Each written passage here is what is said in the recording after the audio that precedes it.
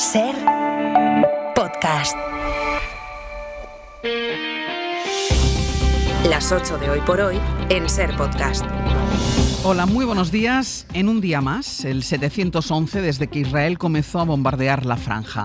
El segundo de ofensiva final sobre la ciudad de Gaza. Una operación que se anunció durante semanas y que vino acompañada de todo tipo de advertencias acerca del resultado que iba a producir. Dijeron todos los expertos, dijo la ONU entonces, que de confirmarse sería una catástrofe que se llevaría por delante también la vida de los rehenes de Hamás. Bueno, pues ya está aquí y avanza.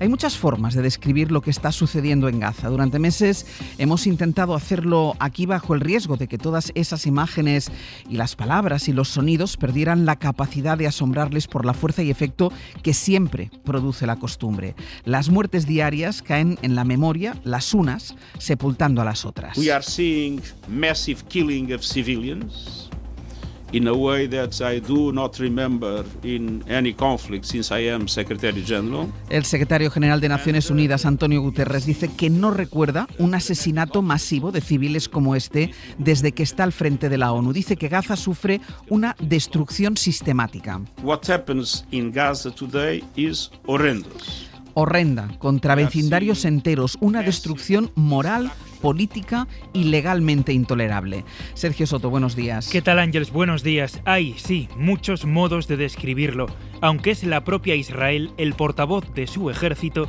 quien prefiere llamarlo una depuración. Dijo ayer este portavoz que la operación para invadir la ciudad de Gaza les llevará a dejarla completamente destruida. Enviado especial de la SER, Nicolás Castellano, buenos días. ¿Qué tal? Buenos días, Ángels. Hay, según el propio Netanyahu, Nico, 350.000 personas que han huido ya y más que siguen huyendo todavía después de otra noche de ataques. Son 120 muertos en las primeras 24 horas de operación poderosa, como la definió Netanyahu. Esta operación sobre Ciudad de Gaza en el día 711 de asedio se han superado los 65.000 asesinados. 130.000 soldados israelíes siguen arrasando toda la franja, donde continúan con grandes bombardeos aéreos, misiles, artillería, con el objetivo ya sin descaro de acabar con lo que queda de Ciudad de Gaza.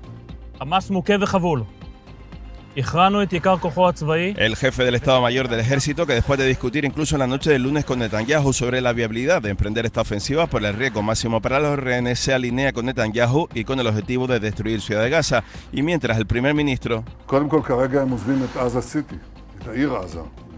presume de haber expulsado a cerca de 400.000 personas, es decir, al 40% de los habitantes de Ciudad de Gaza en menos de una semana después de su última advertencia. Y mientras los gazatíes han vuelto a pasar una noche de terror. Aquí no te puedes imaginar, cada día más difícil, peor que la anterior, es horrible. No sé aquí a los 2 días o a 3 días qué va a pasar acá. La realidad es puro genocidio.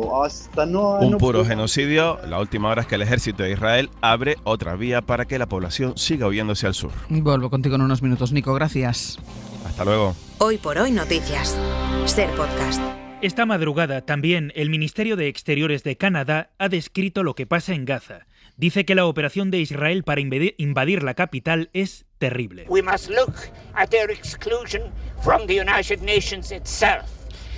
Mientras el presidente de Irlanda ha pedido que se expulse a Israel de Naciones Unidas.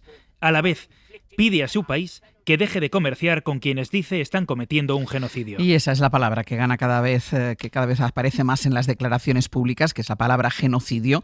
Va venciendo resistencias por las imágenes y los informes, como el que ayer presentó la ONU. Un grupo de expertos independientes han concluido que Israel cumple con 4 de los 5 apartados para que una acción militar se considere genocidio. El informe recoge asesinatos, lesiones graves y la utilización de la hambruna para destruir a los palestinos como pueblo, y por eso piden a los países actuar ya. Pablo Morán, buenos días. Buenos días. Después de este informe es más difícil todavía justificar a Israel. Es una llamada a la acción de las naciones. Sin necesidad de que el Tribunal Internacional de Justicia dictamine si hay o no genocidio.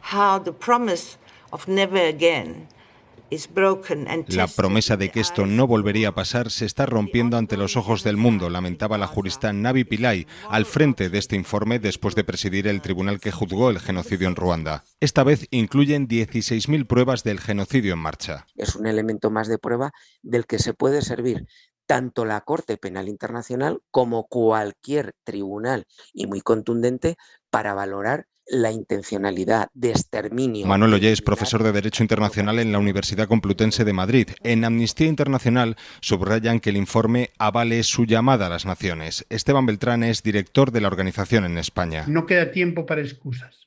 Debería impulsar a todos los estados a suspender las transferencias de armas y seguridad a Israel, para reevaluar sus relaciones comerciales con este estado y asegurarse que no contribuyen al genocidio, al apartheid y a otros crímenes de lesa humanidad. Israel denuncia la falsedad del informe y acusa a los autores de antisemitismo. Pues sobre esa acusación de antisemitas dijo uno de los miembros de la comisión que la posición de Israel ya aburre. Repite lo mismo una y otra vez y le pidió que responda con evidencias, no con propaganda. Así que hay muchas formas de describir, de nombrar. Lo que tienen claro en el PP no es lo que es, sino lo que todavía no es. No le compete a la ONU, ni me compete a mí, ni le compete al presidente del gobierno decidir lo que es o no un genocidio. Es un tipo penal que establece la Corte Penal Internacional.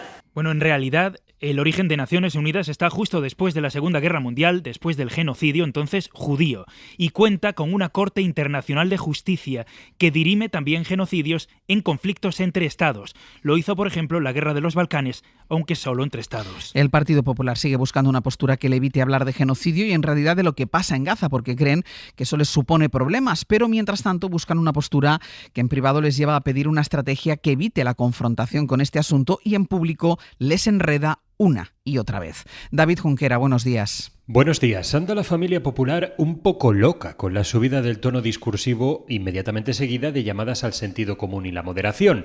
Los meneos argumentales también afectan al tema de Palestina, donde Feijóo conminó a los suyos a no dejarse arrastrar a marcos internacionales, pero al final el partido anda enredado en el debate del genocidio.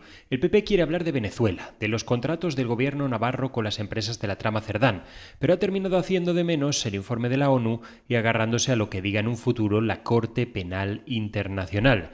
A Sánchez no le interesa Gaza, dicen desde la cúpula, lo que le interesa es hacernos la pinza con Vox.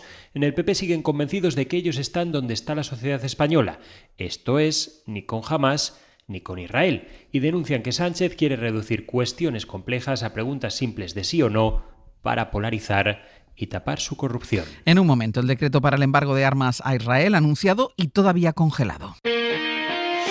Hoy por hoy noticias. Ser Podcast. Cosas, evidentemente, hay que hacerlas bien. Es un Real Decreto complejo también en su redacción y, desde luego, la voluntad es, si no ha podido ser en este Consejo de Ministros, es traerlo lo antes posible, es decir, la semana que viene. Pero por favor, ninguna duda. Hace algo más de una semana que el presidente del gobierno anunció medidas contra Israel que incluían un embargo de armas. El decreto que tiene que darle forma no fue al primer Consejo de Ministros, no fue tampoco al de ayer, que era al que había anunciado el gobierno que iría. Y ahora mismo tampoco seguro que vaya al siguiente. Josué Coello, buenos días. ¿Qué tal, Ángels? Buenos días. Dice el Ejecutivo, escuchábamos a Pilar Alegría, la parte socialista, que es un texto jurídicamente muy complejo, que tiene que pasar por muchas manos, pero eso no le sirve a la otra parte del gobierno, a Sumar, ni a los partidos de izquierda que lo apoyan, que no entienden por qué si era tan difícil se anunció con tanta pompa y además con tanta prisa. Sí, empiezan los socios a desconfiar de las intenciones del gobierno con este decreto para el embargo de armas, ya que por segunda semana consecutiva el Consejo de Ministros ha demorado su aprobación argumentando problemas técnicos entre los ministerios implicados. En Moncloa piden paciencia, pero tanto el socio de coalición como la izquierda parlamentaria cuestionan estos tiempos. El Sumar exige que sea aprobado la próxima semana sí o sí. Justifican dificultades técnicas que nosotras no compartimos. No es tan complicado estipular el hecho de que un país que esté cometiendo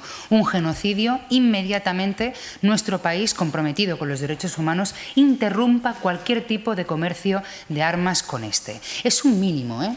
Era Aina Vidal, una de las portavoces de Sumar, quien ponía voz a lo que también nos dicen en privado. Fuentes de la formación aceptan que pueda haber algún problema por la complejidad de este paso, pero recuerdan que es un compromiso con el PSOE que se tiene que cumplir. Por eso, Ángels, y a la espera del próximo martes, formaciones como Compromís hablan de cesar a los ministros que sean rebeldes con este decreto, e Izquierda Unida plantea de forma simbólica que los ministros de Sumar no vayan al próximo Consejo si este decreto no se aprueba la próxima semana. Josu, hasta luego. Hasta ahora. Lo que también anunció el Gobierno fue a través del Consejo Superior de Deportes. Se dirigió al Comité Olímpico Internacional para pedirle que expulse a Israel de todas las competiciones deportivas. José Manuel López Uribes es presidente del CSD. Ante situaciones especialmente graves, el deporte se tiene que plantar y tiene que expulsar a esos países que lo practican. Y vamos a tratar también de convencer en el Comité Olímpico Español y en el Comité Olímpico Internacional, que es el que tiene que tomar la decisión como la tomó con Rusia. Pero la decisión del COI de esta noche, solo unas horas después de la petición, es que no va a tomar medidas contra Israel. Dice que cumple con los valores de la Carta Olímpica. En ella, en la Carta, se pueden leer los principios fundamentales del olimpismo. Una filosofía de vida, dice, que asocia el deporte con la cultura y la educación.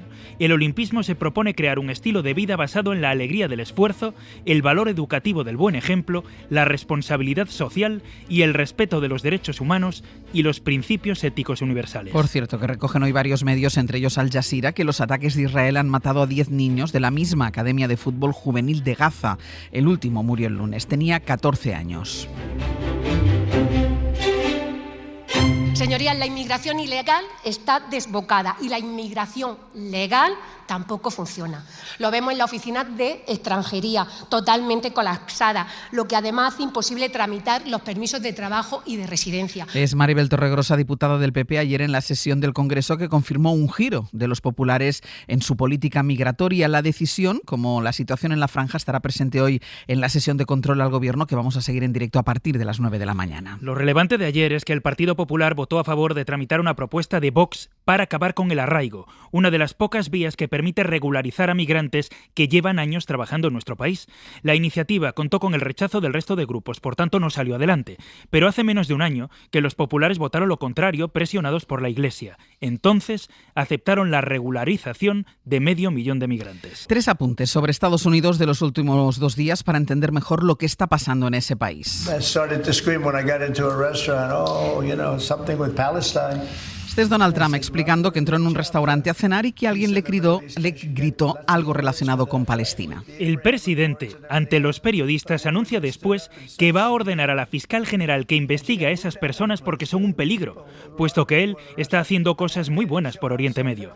Lo dijo la noche en que ordenó atacar a otro barco que salía de Venezuela y que ayer aclaró que era el tercer barco bombardeado. Y este es el vicepresidente J.D. Vance el mismo día. There is no unity with people who scream at children over their parents' politics. There is no unity with someone declarando que no es posible la unidad en el país, no es posible la unidad con la izquierda radical, dice que celebra la muerte de Charlie Kirk. Ayer declaró por primera vez ante la justicia el acusado, Tyler Robinson, solo habló para decir su nombre al juez y lo hizo a través de una videollamada en la que se le veía con una camisa de fuerza. La fiscalía, Trump y las autoridades de Utah han pedido la pena de muerte para él. Corresponsal en Washington, Sara Canals. Sin apenas pestañear, conectado por videollamada y con un chaleco antisuicidios. Could you state your name?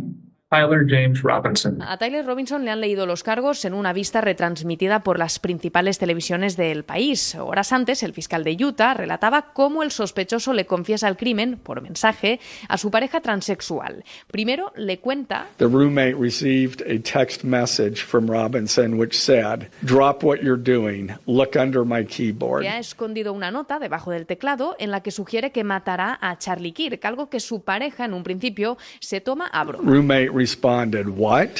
You're joking, right?" Pero Robinson le explica que lleva una semana planificando el crimen y que ha utilizado el rifle de su abuelo, que consigue infiltrar en el campus escondiéndoselo en el pantalón. Le pide que borre los mensajes, que no hable con nadie, y a través de esta conversación vemos cómo Robinson pasa de querer encubrir el crimen a ser reconocido por sus propios padres, amenazarles con suicidarse y finalmente entregarse a la policía. Y critica a su propio padre My dad has been pretty diehard MAGA. por ser un ferviente seguidor de Trump y del movimiento MAGA. Aquí en España, el juez Hurtado rebaja la fianza impuesta al fiscal general del Estado de 150.000 euros a 75.000. Pedro Jiménez.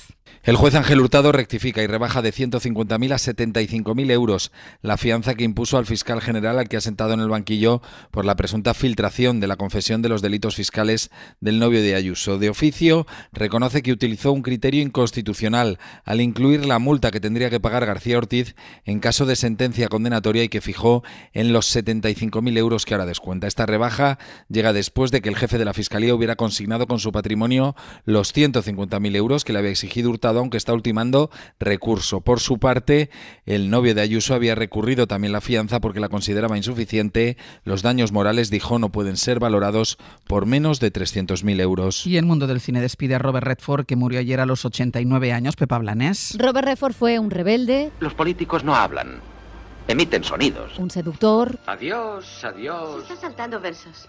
Suprimo los trozos aburridos. Un artista comprometido. Si hay una sola razón que aconseje olvidar esta noticia, me cuelga antes de que llegue a 10. Si la historia es cierta, usted se mantendrá al teléfono después de contar 10. Un vividor. Estás dormido. Solo mis manos y mis pies. Actor incansable que quiso romper su fama de guapo, amigo y compañero de Paul Newman en sus inicios, Dos hombres y un destino, El golpe, pareja en la gran pantalla de Jane Fonda en Descalzos en el parque o de Barbara Streisand en Tal como éramos y de Meryl Streep en Memorias de África. Lo hizo todo como actor. Su último papel fue silencioso, él solo en toda la película sobreviviendo en medio del mar ante un naufragio. Eso y sus cameos de villano en las pelis de Marvel. Pero además de actor también dirigió y ganó un Oscar por ello, por Gente corriente. No, I wasn't thinking. I was just kind of blank. Fundó un festival, el de Sundance, que le despide con tristeza y con orgullo, pues desde los 80 defendió el cine de autor. Demócrata, responsable con su país, con su industria, ha sido también opositor de Trump en los últimos años. Para no perderte ningún episodio, síguenos en la aplicación o la web de la SER, Podium Podcast o tu plataforma de audio favorita.